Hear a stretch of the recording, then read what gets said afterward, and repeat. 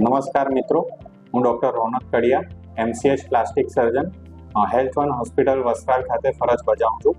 આજે આપણે વાત કરીશું નરેન્દ્રભાઈ શર્મા પેશન્ટને કે જે બાઇકથી એક્સિડન્ટ દ્વારા જેમને ચહેરા પર અને માથા ઉપર ગંભીર ઈજા થઈ હતી અને એમને સીધા એક્સિડન્ટ પછી હેલ્થ વન હોસ્પિટલ ઇમરજન્સી સારવાર માટે લાવવામાં આવ્યા હતા.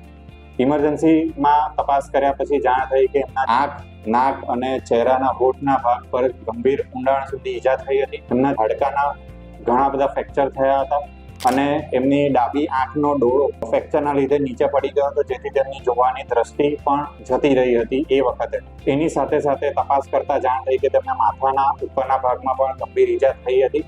તો જેના માટે તપાસ માટે ન્યુરોસર્જન સાહેબની પણ તપાસ લેવામાં આવી. હું ડૉક્ટર કુલદીપ વાળા, consultant neurosurgeon, health one hospital Vastral ખાતે કાર્યરત છું. આગળ ડૉક્ટર રોનક કડિયા દ્વારા જણાવેલ એ પેશન્ટને અમે તાત્કાલિક સીટી સ્કેન કરેલો. સીટી સ્કેનની અંદર ડાબી બાજુ ખોપરીનું હાડકું મગજમાં ધસી ગયેલું તેમજ મગજનું પડ ફાટી ગયેલું. આપણે એમને તાત્કાલિક ઓપરેશન માટે સમજાવેલું. અમે ઓપરેશન માટે લીધેલા. ખોપરીનું જે ધસેલું હાડકું છે એને દૂર કરવામાં આવેલ અને મગજના પડનું આપણે ગ્રાફ્ટિંગ દ્વારા સર્જરી કરેલી.